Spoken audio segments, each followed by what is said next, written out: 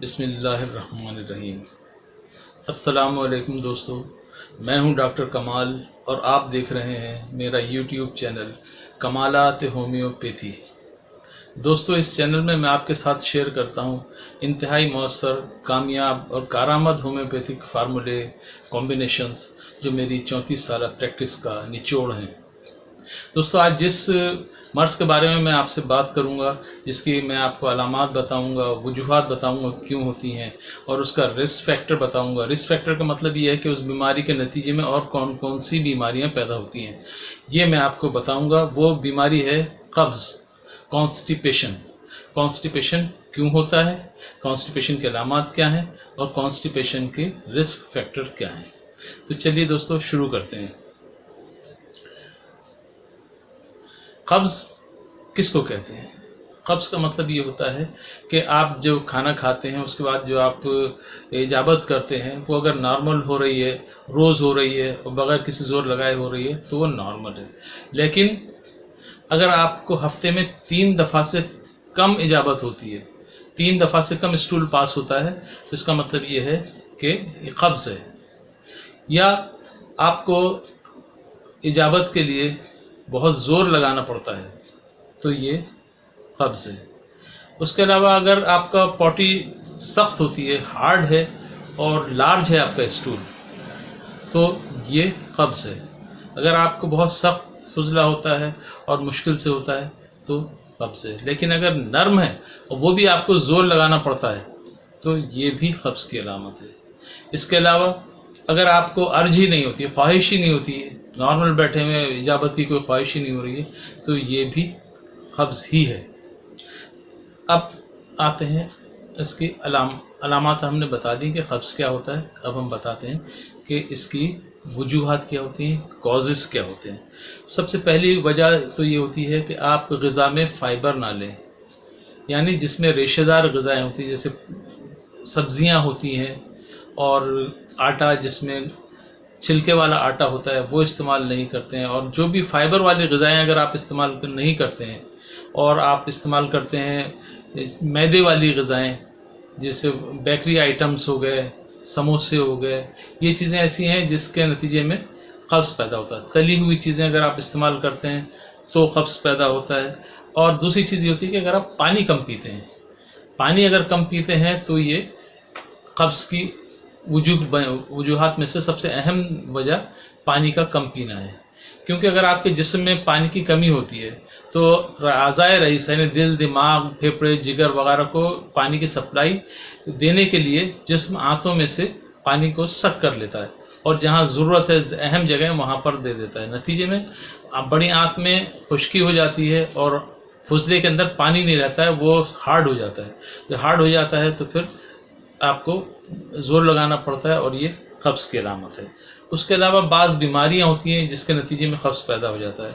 हाइपोथायरॉयडिज़म या थायराइड की जो ग्लैंड की रतूबत अगर कम हो जाती है तो कब्ज़ पैदा होता है। बाज़ दफ़ा शुगर की बीमारी में भी कब्ज़ पैदा हो जाता है। बहुत सी दवाएं ऐसी हैं जिनको जब इस्तेमाल करते हैं आप तो उसमें भी कब्ज़ पैदा हो जाता है। मसलन कुछ विटामिन्स हैं और एंटीबायोटिक दवाएं हैं, पेन किलर्स हैं, ये सब के नतीजे में कब्ज़ पैदा होता है। तो आम हार्ट की बहुत सी दवाएं ऐसी हैं जिसमें कब्ज़ पैदा होता है। तो उसके लिए डॉक्टर्स जब कब्ज़ की या ये पेन किलर ये देते हैं तो अच्छे डॉक्टर उसके साथ कोई मैदे की भी दवा देते हैं, तो इसके नतीजे में वो मैदा ख़राब नहीं होता। उसके अलावा ये होता है कि जो लोग बहुत एक्सरसाइज करते हैं तो उनके जिस्म में पानी की कमी हो जाती है, उसके नतीजे में उनको हार्ड स्टूल होता है और वो कब्ज़ का शिकार होते हैं। बाज़ लोग जो मुसलसल बैठे रहते हैं, काम कम करते हैं, ज़्यादातर उनका काम बैठा रहना होता है, एक्सरसाइज बिल्कुल नहीं करते, उन लोगों को भी कब्ज़ हो जाता है। बहुत सी जुल्लाब आवर दवाएँ इस्तेमाल करते हैं लोग, जुल्लाब आवर दवाएँ इस्तेमाल करने से भी कब्ज़ हो जाता है। एक और अहम अलामत होती है जिससे कब्ज़ पैदा होता है, वो ये है कि इजाबत को रोक लेना। जब अर्ज हो रही, जब ख्वाहिश हो रही कि जाने की ज़रूरत महसूस हो रही है इजाबत की, तो किसी भी काम में मसरूफ़ रहते हैं या उसको छोड़ के वो अपने क़ुव्वत इरादी से उसको रोक लेते हैं। नतीजे में जितनी देर आंतों में रहता है फुजला, उतनी देर वो आंतें, उसमें जो बड़ी आंतें, उसमें पानी जज़्ब करती रहती है जिस्म के अंदर। नतीजे में वहाँ स्टूल हार्ड हो जाता है और कब्ज़ पैदा हो जाता है। दोस्तों, ये हैं वजूहात जिनकी वजह से कब्ज़ पैदा हो जाता है। अब आती है रिस्क फैक्टर कि अगर एक आदमी को कब्ज़ हो गया है तो उसको क्या क्या बीमारियां और पैदा होने के चांसेस हैं। सबसे पहली चीज़ ये है कि जो लोग बहुत ज़्यादा बैठे रहते हैं उनको कब्ज़ भी होता है और कब्ज़ के नतीजे में फिर बवासीर भी हो जाती है, यानी पाइल्स की तकलीफ़ हो जाती है। ये बहुत कॉमन है। जिन लोगों को मुस्तकिल कब्ज़ रहता है उनमें से अक्सरियत को बवासीर या पाइल्स हो जाती है। दूसरी चीज़ होती है कि बहुत हार्ड अगर स्टूल पास हो रहा है तो उसके नतीजे में फिशर भी पैदा हो जाता है। फिशर के एक कट सा लग जाता है इजाबत की जगह पर और बहुत तकलीफ दे होता है। इंशाअल्लाह ताला इसके ऊपर ये बवासीर और फिशर के ऊपर और फिस्टुला के ऊपर इसके मैं एक अलग वीडियो बनाऊंगा, लेकिन यहाँ पे इतना बता देना काफ़ी है कि रिस्क फैक्टर में ये भी शामिल है कि कब्ज़ मुस्तकिल रहने से बवासीर भी हो जाती है, फिशर भी हो जाता है और बहुत से लोगों को फिस्टुला की शिकायत भी हो जाती है।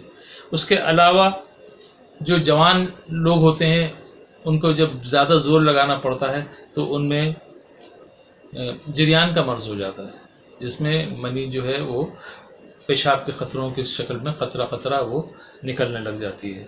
उसके अलावा गैस बनने की शिकायत हो जाती है। जिनको कब्ज़ रहता है ऊपर से चूँकि आते हैं आगे से फुजला आगे पास नहीं हो रहा होता है तो नतीजे में उनको गैस की भी शिकायत है। उसके अलावा पेट के दर्द की भी शिकायत हो सकती है ऐसे लोगों को, ज़रूरी नहीं है लेकिन हो सकती है। उसके अलावा सर में दर्द रहने लग जाता है। जिन लोगों को मुस्तकिल इसकी शिकायत रहती है, कब्ज़ की शिकायत रहती है, उनको सर का दर्द भी लग जाता है। दोस्तों अब हम बताते हैं आपको कि इसका इलाज क्या है। जैसे होम्योपैथिक दवा, जब भी आप किसी की वीडियो देखेंगे, किताबें पढ़ेंगे तो पता चलेगा कि भाई अगर हार्ड और लार्ज स्टूल आ रहा है तो ये ब्रायोनिया की अलामत है, अगर सॉफ्ट स्टूल है उसको भी ज़ोर लगाना पड़ रहा है तो ये एलुमिना की अलामत है। ठीक है, तो इसी तरह अगर कोई प्रेग्नेंट ख़वातीन है उनमें अगर हो रहा है, प्रेगनेंसी भी एक वजह है जिसके अंदर कब्ज़ हो जाता है, तो वो कॉलोनसुनिया की अलामत है। इसी तरह अगर और बहुत सारी वजूहत किताब बताई जाती हैं, दवाएं बताई जाती हैं, लेकिन मैं जो आपको बताऊंगा एक फार्मूला बताऊंगा जो हर तरह के कब्ज़ में काम देता है, हर तरह के कॉन्स्टिपेशन को सही कर देता है। दोस्तों इसमें है 4 दवाएं हैं।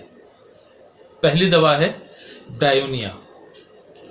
ब्रायोनिया को 200 पोटेंसी में लेते हैं। ये 4 दवाओं को एक ही शीशे में मिक्स करते हैं और 10 झटके देकर जो होम्योपैथी का तरीका है उसके मुताबिक हम रिपोटेंटाइज कर लेते हैं। पहली मेडिसिन है ब्रायोनिया 200। दूसरी मेडिसिन जो हम लेते हैं वो है nitrum more. Nitrum more 200 potency में लेते हैं, इसको भी उसमें शामिल कर लेते हैं। तीसरी दवा है हाइड्रास्टिस। हाइड्रास्टिस को भी 30 पोटेंसी में लेते हैं। पहली 2 दवाएं 200 पोटेंसी में ली थी, लेकिन हाइड्रास्टिस 30 पोटेंसी में लेते हैं। और चौथी मेडिसिन होती है एलुमिना।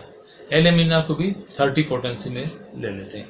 इन चारों दवाओं को एक शीशी में इक्वल क्वांटिटी में डाल लेते हैं और उसके बाद में 10 झटके देकर, जो होम्योपैथिक में पोटेंसी बनाने का तरीका है उस तरीके से 10 झटके देकर एक पोटेंसी बना लेते हैं। अब ये बन गया है कब्ज़ का फार्मूला। मैं इसको अपने क्लिनिक में कब्ज़ी के नाम से देता हूँ और बहुत बरसों से दे रहा हूँ, तकरीबन 30 साल तो कम से कम हो गए होंगे और बहुत कारआमद है, लोगों को इससे बहुत फ़ायदा होता है। तो आप भी इसको अपने पास बना लीजिए। डॉक्टर साहिबान है वो तो उनके पास तो इस सारी दवाएं मौजूद होती हैं, बना लेते हैं, लेकिन आम आदमी भी अगर चाहे तो ये चारों दवाएं मार्केट से ख़रीद के, मेडिकल होम्योपैथिक मेडिकल स्टोर से ख़रीद के एक शीशी में डालकर 10 झटके दे लें, ये दवा बन जाती है। इसको 2-2 ख़तरे ज़बान के ऊपर डाल के पी सकते हैं, लेकिन हम क्लिनिक में ख़तरे पीने के लिए नहीं देते हैं, बल्कि हम ये देते हैं उनको ग्लोबियल्स या डिस्किट में बना के देते हैं। 1 ग्रेन की जो डिस्किट होती है उसको एक शीशी में भर लेते हैं, 10 ml की शीशी में, उसमें हम 25-30 ख़तरे इस दवा के डाल देते हैं और उसको थपकी दे के रख लेते हैं। और ये दवा जो होती है ये कब्ज़ी के नाम से देते हैं। 2-2 टैबलेट दिन में 4 मरतबा चूसनी पड़ती हैं। अगर ग्लोबियल बना रहे हैं, 30 पोटेंसी ग्लोबियल्स हैं, तो 4-5 गोलियां मुंह में रख के चूसना पड़ेंगी।